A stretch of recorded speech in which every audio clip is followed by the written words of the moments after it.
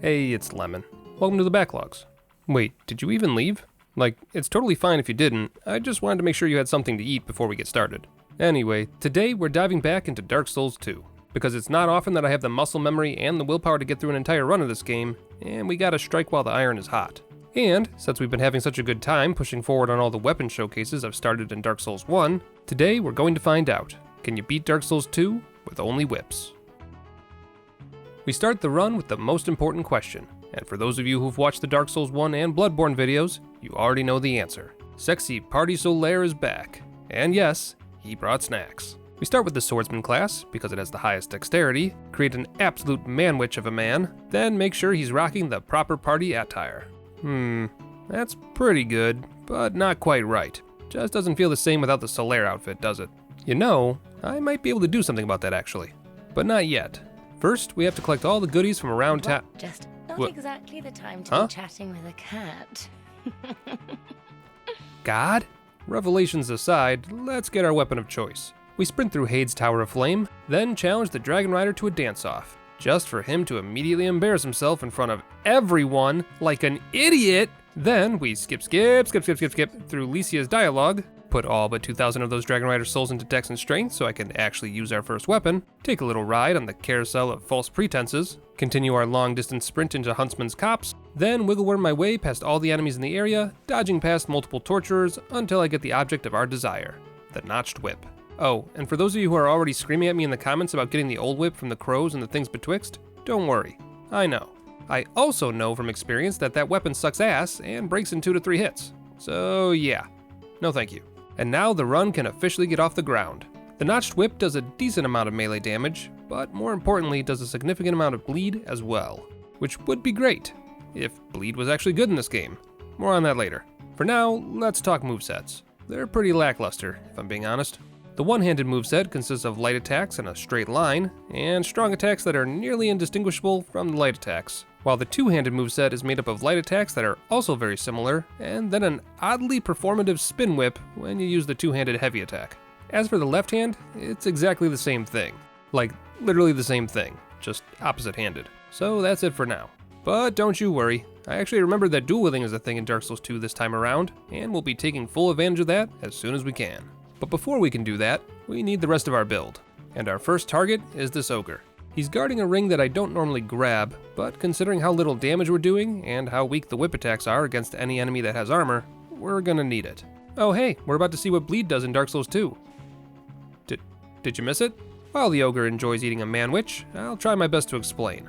You know the frost status in Dark Souls 3, where it does a chunk of damage and then also reduces the target's stamina for a while? Well, it's like that, but the damage is somehow worse.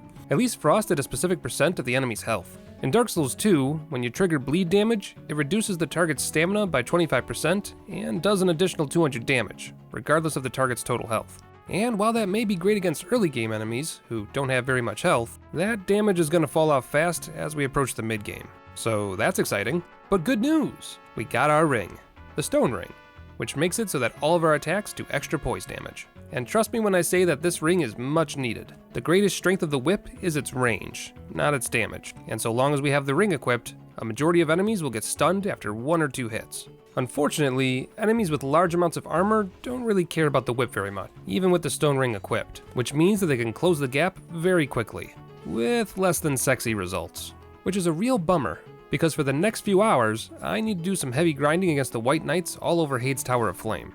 It's not terrible, since you can separate them all if you're careful, and taking them on in a 1v1 fight is manageable once the bleed damage kicks in. But it's still a complete hassle. We're gonna be here a while. Hold please. Hello! Welcome back to the Sexy Party, now with 300% more sexy. While the camera was off, I collected all of our armor, grabbed a bunch of rings, upgraded our whip, and pumped up my stats with all the souls we collected while grinding. And it was worth it. And so, with our early game build finally complete, it's time for the first boss, the last giant. Behold the majesty of the whip. Oh my god, what have I done?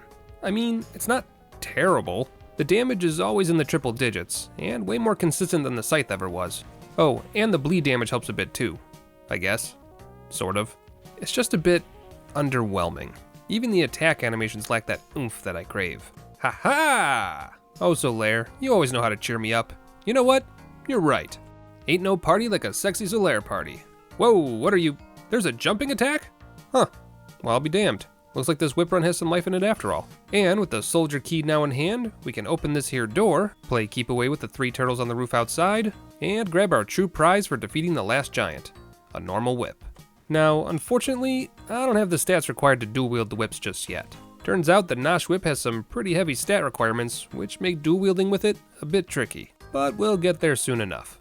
And besides, 1 whip is more than enough to keep our enemies at bay. The stone ring is doing some work. And after exploring the remainder of the map, we've now got a +4 whip and a +3 notched whip. The whip technically does more damage, but the notched whip has that bleed status. So the notched whip actually comes out ahead, so long as it can attack fast enough to apply the bleed.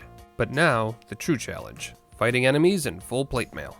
It's not great, considering my weapons are upgraded and everything, but I've seen worse, sadly. Unsurprisingly, the Pursuer is immune to bleed, because you can't bleed animated armor. Unless you're watching Delicious in Dungeon, in which case all bets are off. But regardless, damage is damage, even if slow and steady is the name of the game. And with the Pursuer destroyed, we now have the Ring of Blades, which gives us a flat physical damage increase to all of our attacks. Very nice. And after testing out the plunging attack on the whip, which works better than expected, I take the Pursuer's Eaglehawk thing to the Lost Bastille to grab some upgraded materials early and unlock Macduff the Blacksmith, who will be very important later on in the run. And after upgrading both of my whips all the way to +6, it's back to Hades for our next boss of the run. Time for some Ornstein and Smo.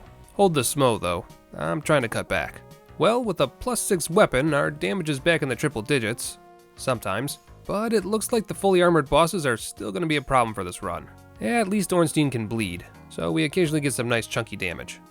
and it's not like Dark Souls 2 bosses are notoriously known for just being a bunch of dudes in armor, so we should be fine, right? Guys? But with Ornstein dead, we finally have enough souls to dual wield our whips. Let's see what we're working with. Ooh, okay. So R1 is a normal attack with the right whip, R2 is a normal heavy attack, but L1 lets you attack with 1 whip after the other, and L2 makes you attack with both whips at the same time. This I can work with. I still have to be careful with normal enemies, but when it comes to bosses with big heavy movesets, there's plenty of time to get off a dual wielded attack. Combine this with the fact that I'm still doing bleed damage, and we're getting chunkier and chunkier damage as we go. Right, that was easy. Time to celebrate. The sexy party boat has left the marina. Please enjoy the open bar in the dining hall, live music on the forward bow, and remember, tonight is taco night. Cruising on into the Lost Bastille, it's time for the Ruined Sentinels, another boss who hits hard, but hits slow. Easy enough to squeeze in my double attacks with the majority of their moves. When the second and third Sentinel join the fray is usually when things fall apart though, so best to be alert. Hey, where are you going? I thought you wanted to... Oh my god, they set a trap. These two take a lot longer, since you have to wait for both of them to give you an opening. But after chucking all of my Sunny D, I slay the second Ruined Sentinel, then make very quick work of the third.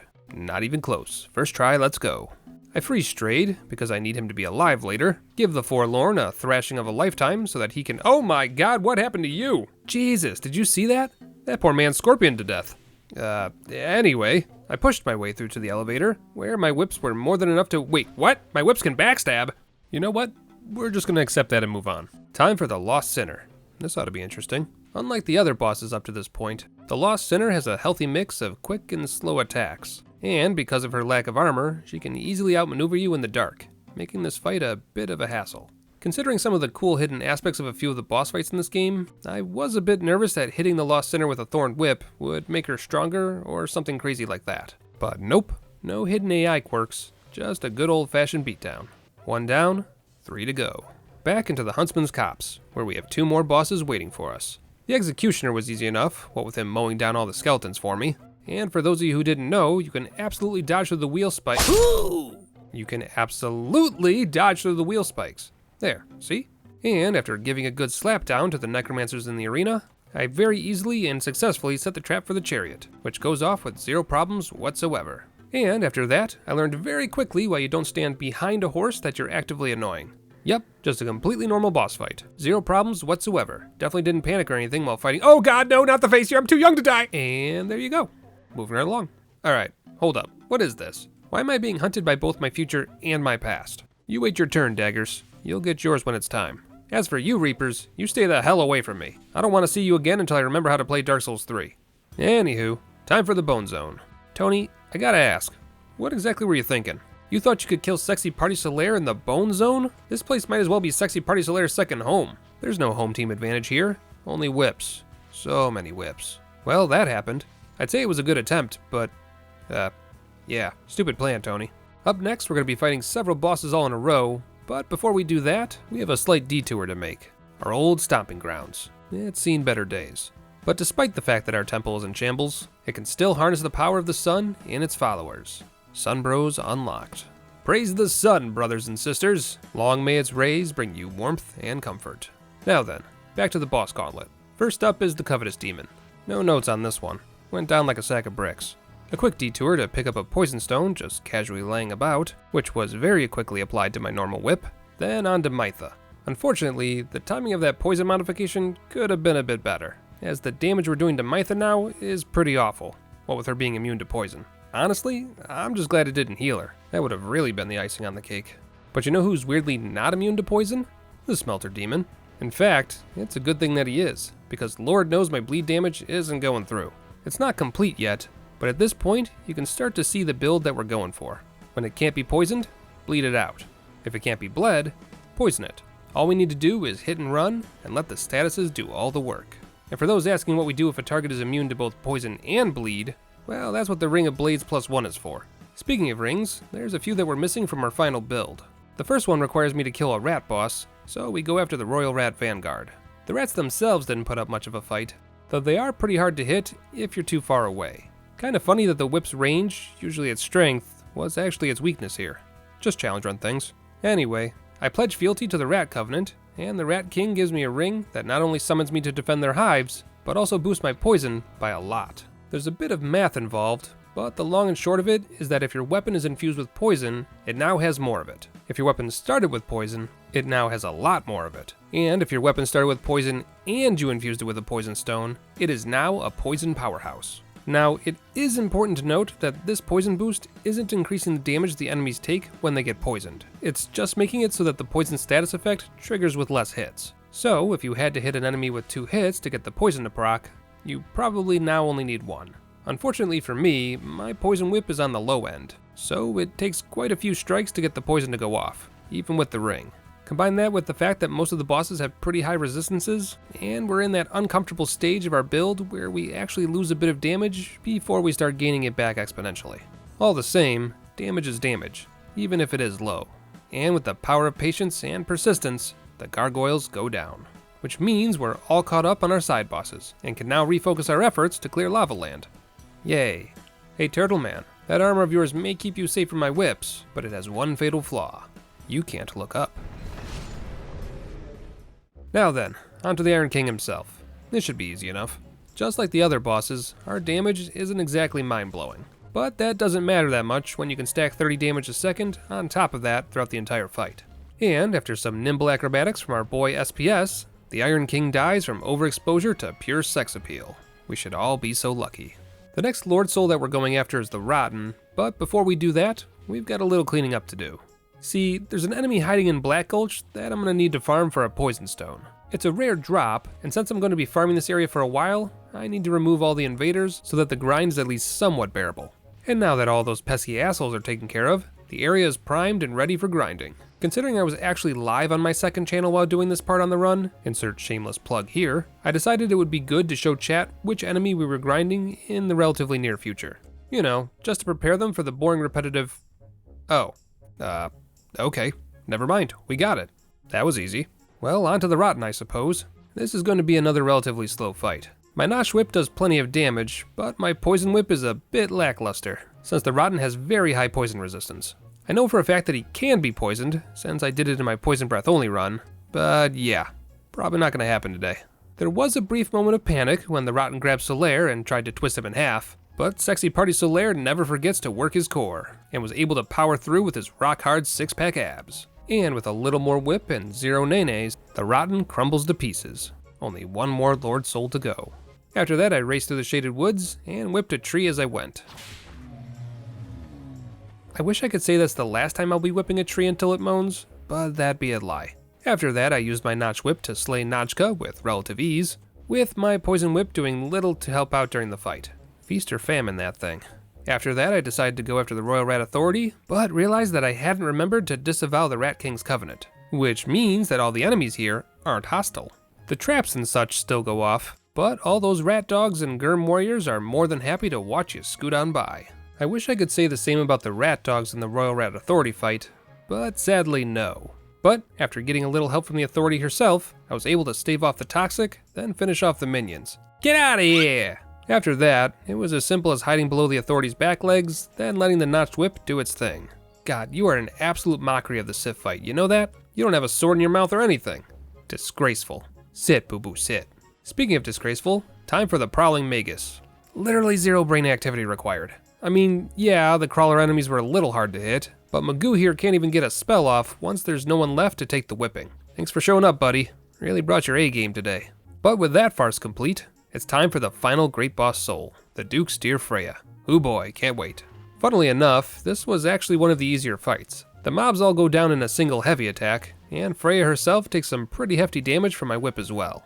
I guess this fight isn't so bad. Ugh! Why would you animate that? Bad fight, too real, -8 out of 10. You go to hell. You go to hell and you die. I'll just be taking my soul here and Anyway, that's all the Lord Souls collected, which means it's time to push forward into Drangleic Castle. The twin dragon riders are easy enough, though I did have trouble getting off my double attacks due to them constantly attacking at different intervals. But double the trouble means double the kill.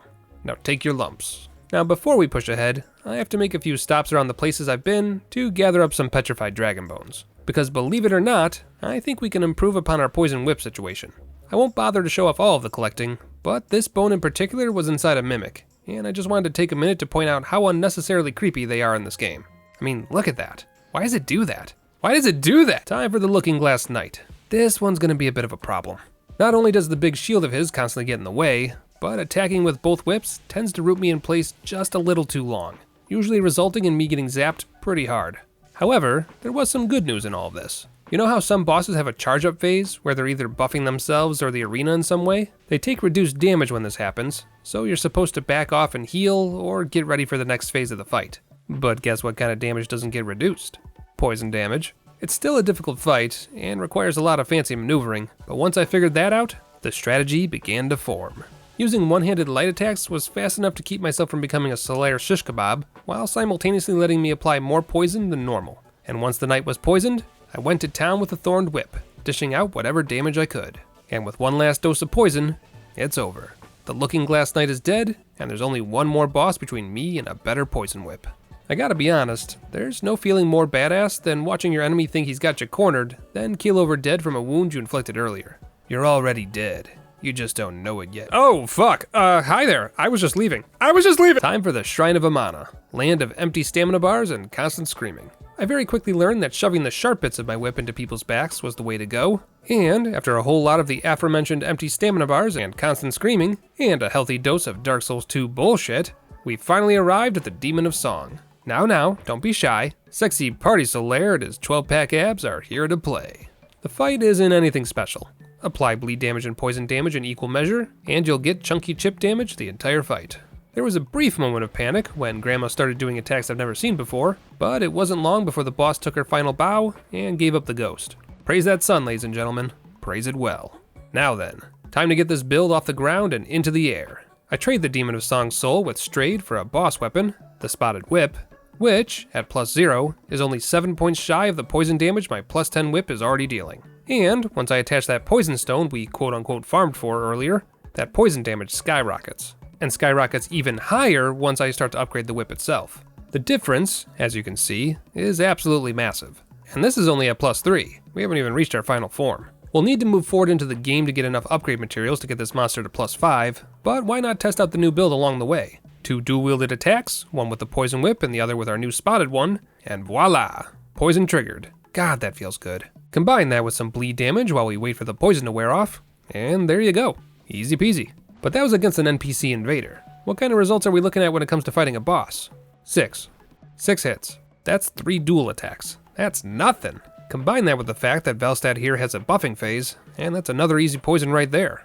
I almost didn't even bother using the Thorn Whip throughout the fight. It was just easier to trigger the poison than play keep away. So much for being the royal shield. I go ahead and prove the build against a few more invaders, with devastating results, then bring it to bear against the next boss, the Guardian Dragon. And it only takes 4 hits to trigger poison, which is great, because this boss loves to jump out of range for about 90% of the fight. Doesn't really matter that much when you're poisoned though, does it? Well, that was certainly a death animation. I make a quick stop to a few of the maps I've already cleared, picking up the petrified dragon bones I've missed, then upgrade my poison spotted whip to max, followed by the always boring ancient dragon fight. The build works well enough against it. Use bleed poison whenever you can fit it in, with the occasional switch to double poison whenever the poison effect wears off. It takes far too long, and there's literally nothing to see unless you're into dragon toes. So yeah, moving on. I use the Ashen Mist Heart to walk into a few giant memories, then go after the Giant Lord for the second time. First time? Time travel is dumb. Speaking of dumb, the Giant Lord takes all of 2 hits to proc poison, and after combining that with general whip damage, which is surprisingly high, it's already over before it even began. Which means it's time for Vendrick. Better that we attack him now, that way I don't forget about him later. So good news, bad news. The good news is that we do plenty of damage to him, since we've collected all of the giant souls in the game. The bad news is that he hits like an Amazon truck filled with bowling balls. What's worse, he can't be poisoned. Totally immune to it. And if I'm being completely honest, I don't think he can be bled either, which means both of the major damage dealers of my build are null and void. But don't worry, I'm not known as the Patience Elemental for nothing. All it takes is some careful stamina management, and what 1 out of 10 doctors would call a healthy amount of whipping, and there you go. Where there's a whip, there's a way. And with that, we've more or less cleared the entire base game, which means it's time to dive into the DLCs. But first, a distraction. I give Magarold 10,000 souls in exchange for a covetous gold serpent ring +1, equip the Watch Dragon Parma, which also increases my item discovery, then get to farming. These basic enemies that you can find throughout the entire DLC have several items that they can drop, but there's only one in particular that I want. But to help with that grind, we're gonna need a new weapon. Well, semi-new anyway. There we are, another notched whip. And this one's already at +7, so that's nice. Better make sure it works before we get grinding. I have several questions and regrets. Like, why do the trees moan when you whip them? And why does this one in particular repair all of your equipment when you do? Just FromSoft things, I guess. In any case, mind giving me that crest of blood ring, my guy? Yes, of course. Why else would you be here? Well, it sure as shit isn't so that I can get the lingering dragon crest ring after killing 1,000 invaders, I can tell you that. The crest of blood, which you get just from joining the Brotherhood, actually increases your bleed status. Just like the rat ring though, it doesn't increase the actual damage you do, just how quickly it procs. But with both of my Thorn Whips maxed out, and my bleed damage proccing quickly, it's time to grind. And several gigabytes of grinding footage later, we've got it, the Sanctum Soldier Gauntlets. Even though they're technically useless right now, these gauntlets stack with my rat ring, adding even more poison status to my attacks. So that's neat. But now for something completely different. It's time for Alana. No poison damage here, obviously, so we've just got to let the Thorn Whips do their damage. That's not to say they're doing bleed damage though, because wouldn't you know it, Alana is immune to bleed damage as well. But at least the whips themselves do a respectable amount of damage, when you use them both at the same time. Why are we doing this again? Well, it wasn't pretty, and it took almost all of my healing wares, but after several minutes of running around and screaming, Alana is finally dead. And after a quick stop at the store to get some repair powders, it's time for Sin, the slumbering dragon. Whips aren't exactly the most durable weapons out there, and the durability damage from Sin's special effect is still pretty rough. But with the Bracing Knuckle Ring +1 and enough repair powder to make even the TSA suspicious, I think we're gonna be okay. Alright Sin, you've had your fun. Time to... Can someone please stop the ride? I'd like to get off now.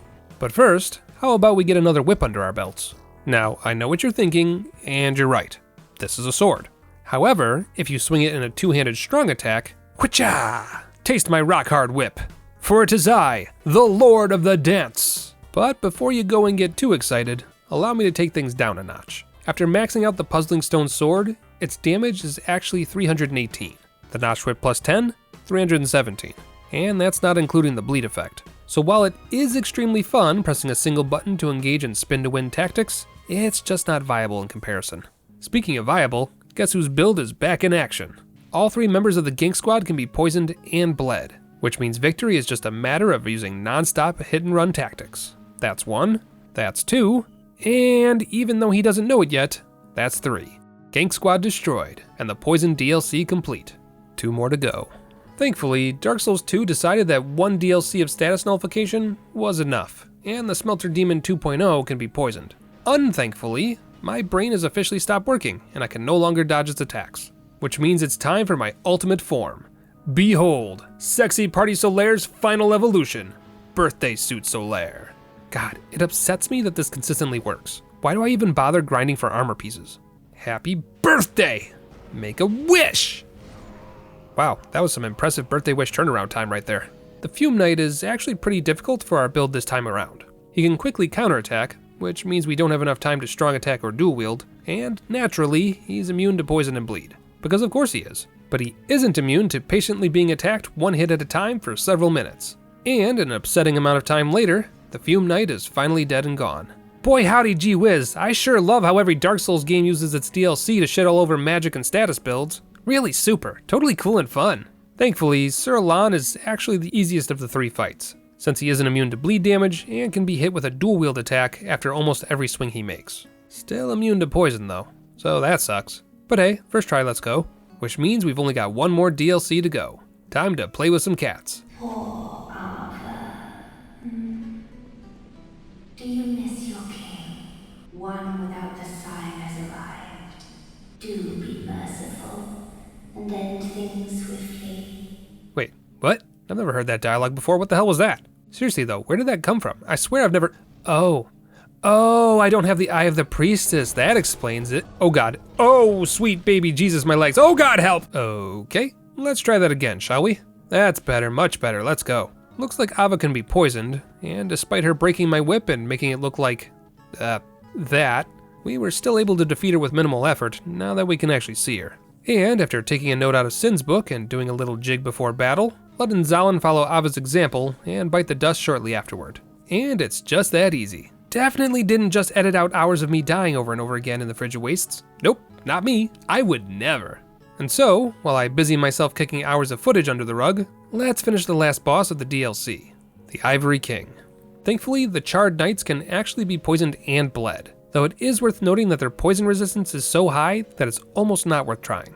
One day I'll have a weapon that can actually contribute to this fight. One day.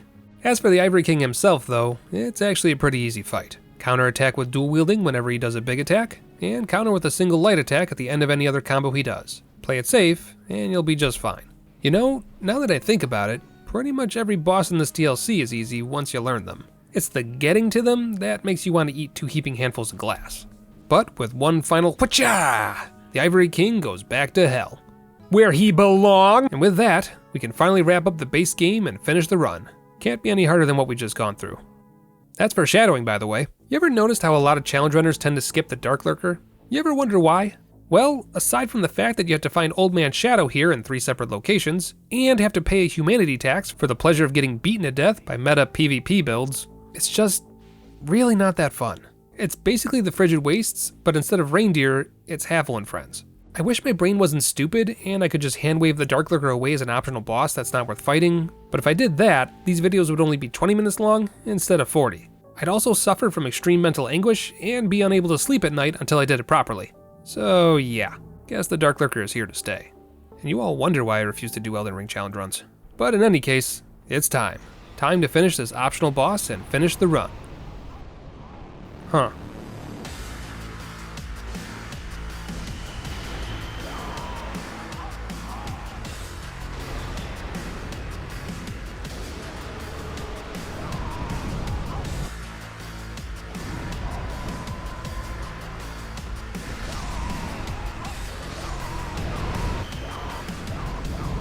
Okay, time out.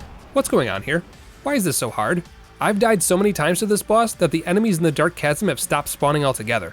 I didn't even know they could do that. I've got the strongest whips I can get, and protection rings on. What am I missing here? Hell, even my stats are maxed out at this point, including health and stamina. It's that damn phase 2. With the Dark Lurker being immune to poison and bleed, because of course he is, and my damage being so low and slow, I'm basically playing keep away until I have a single moment to attack. And even then, I'm lucky if I can do more than 100 damage at a time. The Dark Lurker has almost 6,000 HP, by the way. I hate to say it, but I think our lack of chest armor might be the problem here. Who would have guessed that my biggest strength was also my biggest weakness? But I have an idea. The Dark Lurker may be immune to poison and bleed, but he's not immune to the power of dance. Dance for me, servant of darkness. Float and flitter amongst the shadows, and frolic with me eternal. For I am the lord of the dance, and my invitation cannot be rejected. Now excuse me while I throw myself off this cliff. After exacting my revenge on the Pilgrims of Dark, it's time to finally finish the run. It's been a hoot, but every sexy party must come to an end eventually. First up, the Watcher and Defender. They're both susceptible to status effects, and so long as you keep both of their health bars at relatively the same amount, getting them both to die at the same time is an easy task. Next up is Nishandra, and while she had the gall to try and take away SexyPartySolaire's sexy, she forgot that poison was a thing, which means it was only a matter of time before she bit the dust. That just leaves Aldia, and wouldn't you know it, he can be poisoned. What a shame. The whip's length also lets us attack him the entire fight, since it can reach through the flames with proper positioning. And even though he's buffed and takes much less damage when he's on fire, we don't care about the physical damage. We only care about proccing poison. And so, after dozens of hours of muttering "whoosh" under my breath, it's finally over. Dark Souls 2, beaten with only whips and raw sex appeal. Not gonna lie, that was a lot harder than I thought it would be. Definitely not one of the easier Dark Souls 2 runs I've done. And with that, we come one step closer to finishing off the SPS saga. Only one more game to go. Feels like I'm saying that a lot these days. Feels good. But until then, that's all I've got. Take care of yourselves, be good to one another, and I'll see you all again soon.